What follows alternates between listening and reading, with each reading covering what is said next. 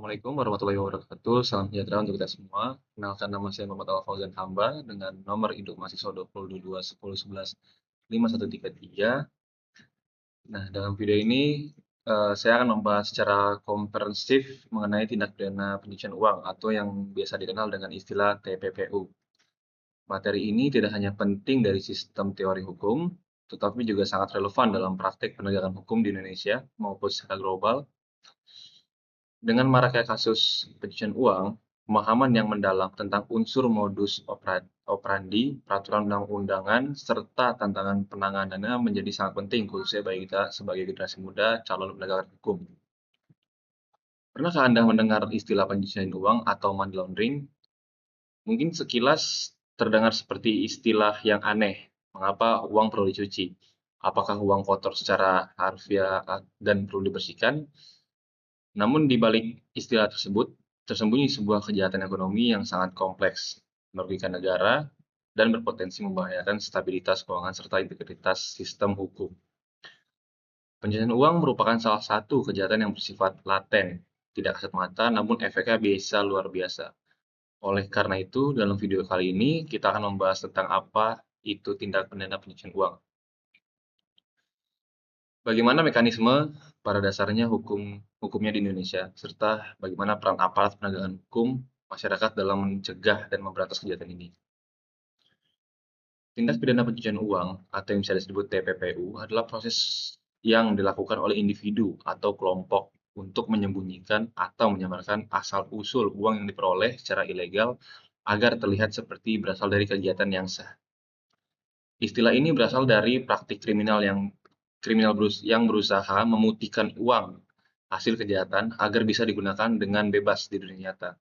Dengan kata lain, pencucian uang adalah upaya untuk melegalkan harta kekayaan hasil kejahatan, sehingga pelaku dapat menggunakan atau menginvestasikan harta tersebut tanpa menimbulkan kecurigaan dari pihak berwenang.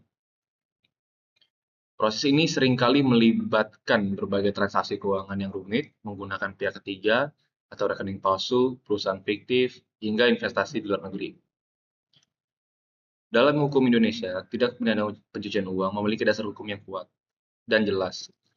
Awalnya diatur dalam Undang-Undang Nomor 15 Tahun 2002, yang kemudian direvisi melalui Undang-Undang Nomor 25 Tahun 2003, dan diperbarui secara menyeluruh dengan hadirnya Undang-Undang Nomor 8 Tahun 2010 tentang pencegahan dan pemberantasan tindak pidana pencucian uang. Dalam pasal 3 undang-undang tersebut disebutkan bahwa setiap orang yang mengetahui atau patut menduga bahwa harta kekayaan merupakan hasil tindak pidana, lalu melakukan penempatan atau transfer, membelanjakan, menyumbangkan, menitipkan, menukarkan, atau menyembunyikan, dan menyamarkan asal-usul harta kekayaan tersebut, maka ia dapat dipidana dengan pidana penjara paling lama 20 tahun dan denda paling banyak sebanyak 10 miliar.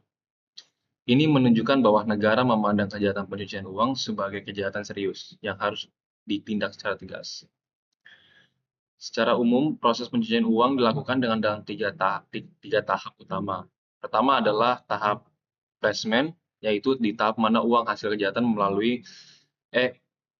mulai dimasukkan ke dalam sistem keuangan legal, seperti dengan menyetor ke bank, membeli barang mewah, atau investasi awal di bisnis.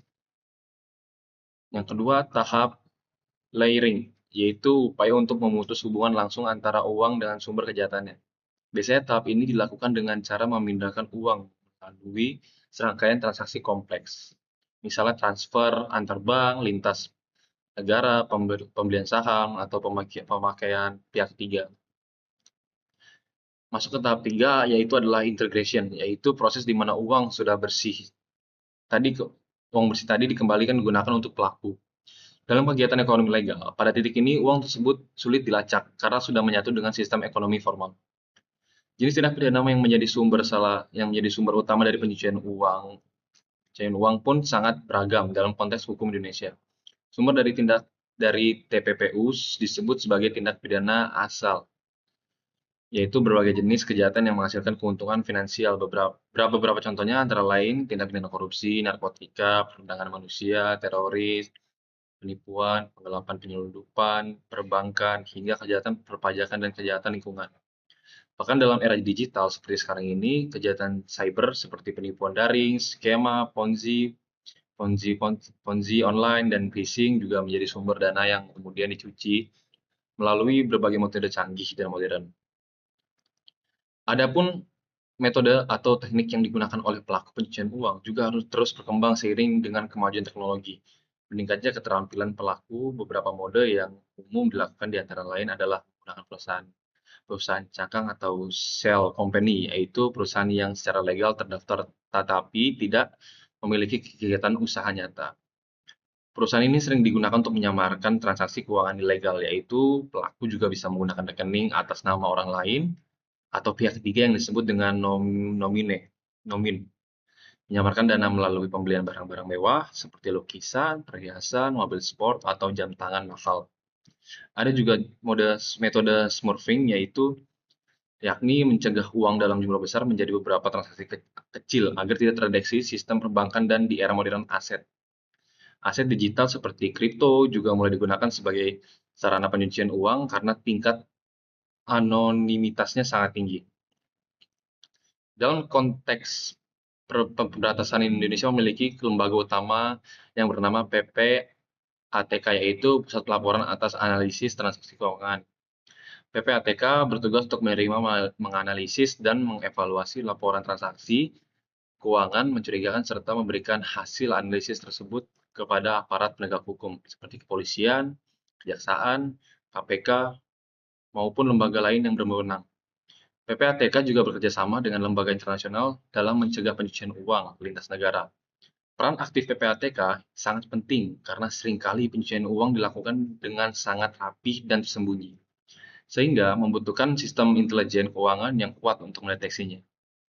Selain PPATK, upaya pemberantasan TPPU, tindak pidana korupsi pencucian uang, juga melibatkan aparat penegak hukum lainnya seperti Kepolisian Republik Indonesia, Kejaksaan Agung, Komisi Pemberantasan Korupsi atau KPK, serta lembaga pengawasan keuangan perpajakan seperti Otoritas Jasa Keuangan atau yang disebut dengan OJK, Direktorat Jenderal Pajak, bahkan dalam banyak kasus kerjasama dengan lembaga internasional seperti FATF atau Financial Action Task Force, Interpol, menjadi sangat krusial. Mengingat pencucian uang adalah kejahatan lintas batas dana hasil kejahatan. Bisa dengan cepat dipindahkan ke luar negeri, misalnya ke negara yang memiliki sistem perbankan yang longgar atau tidak kooperatif terhadap investigasi hukum. Kasus-kasus pencucian uang besar terjadi di Indonesia menunjukkan betapa seriusnya ancaman ini. Sebut saja kasus Nazarudin, mantan bendahara umum Partai Demokrat yang melakukan pencucian uang dari hasil korupsi proyek Wisma Atlet. Atau kasus First Travel, di mana uang jemaah umroh yang diputar dalam berbagai kegiatan pribadi para pendirinya. Ada kasus Gayus Tambunan yang mencuci uang dari hasil penggelapan pajak, serta berbagai kasus yang melibatkan mafia pajak, mafia hukum, hingga tokoh politik dan pejabat tinggi negara. Semua kasus ini menunjukkan betapa pencucian uang yang menjadi instrumen penting untuk melenggankan kejahatan yang lebih besar. Penting untuk disadari bahwa pencucian uang bukan hanya sekedar kejahatan ekonomi, tetapi juga menjadi pintu masuk bagi kejahatan internasional lainnya seperti terorisme, perdagangan manusia, dan senjata ilegal. Uang hasil pencucian bisa digunakan untuk menadai kelompok-kelompok radikal, membiayai operasi kejahatan terorganisir, atau bahkan digunakan dalam kegiatan politik yang tidak sah. Maka dari itu, penting bagi seluruh elemen masyarakat, termasuk generasi muda, pelaku usaha, untuk memahami bahaya pencucian uang dan ikut serta dalam pencegahannya. Berikut adalah langkah-langkahnya. Langkah pencegahan dapat dimulai dari diri sendiri, dengan tidak sembarang menggunakan rekening pribadi untuk transaksi yang mencurigakan, tidak meminjamkan identitas kepada pihak lain, serta melaporkan apabila menemukan aktivitas keuangan yang janggal di lingkungan sekitar. Lembaga keuangan pun memiliki kewajiban untuk melakukan customer due diligence, mengenali profil nasabah, dan melaporkan ke PPATK jika mencurigakan dalam sektor publik, transparansi, dan akuntabilitas keuangan. Keuangan negara menjadi kunci untuk mencegah praktik korupsi TPPU yang merajalela. Pada akhirnya, keberhasilan pemberantasan tindak pidana pencucian uang membutuhkan sinergi antara negara, lembaga penegak hukum, sektor keuangan, dan seluruh lapisan masyarakat. Tanpa kesadaran kolektif dan integritas dalam sistem kejahatan ini akan terus berkembang, merusak ekonomi negara, serta melemahkan kepercayaan masyarakat terhadap hukum dan keadilan. Oleh karena itu, mari kita tingkatkan literasi hukum dan keuangan dukung supaya transparansi dan jangan pernah menjadi bagian dari sistem mendukung pencucian uang. Karena bersih bukan hanya soal moral, tetapi juga tentang masa depan bangsa. Dari video ini, mari kita simpulkan, pencucian uang adalah kejahatan kompleks yang merusak sistem ekonomi, menyamarkan hasil kejahatan, dan mendanai kejahatan lainnya. Pemberantasannya membutuhkan sistem hukum yang tegas, teknologi yang canggih, serta partisipasi aktif seluruh elemen bangsa. Kita sebagai warga negara juga punya tanggung jawab untuk tidak menjadi bagian dari praktik ini, dan terus mendukung partisipasi dan akuntabilitas dalam segala dalam segala lini kehidupan, baik dari dalam berbisnis, berorganisasi, maupun menjalani kehidupan sehari-hari.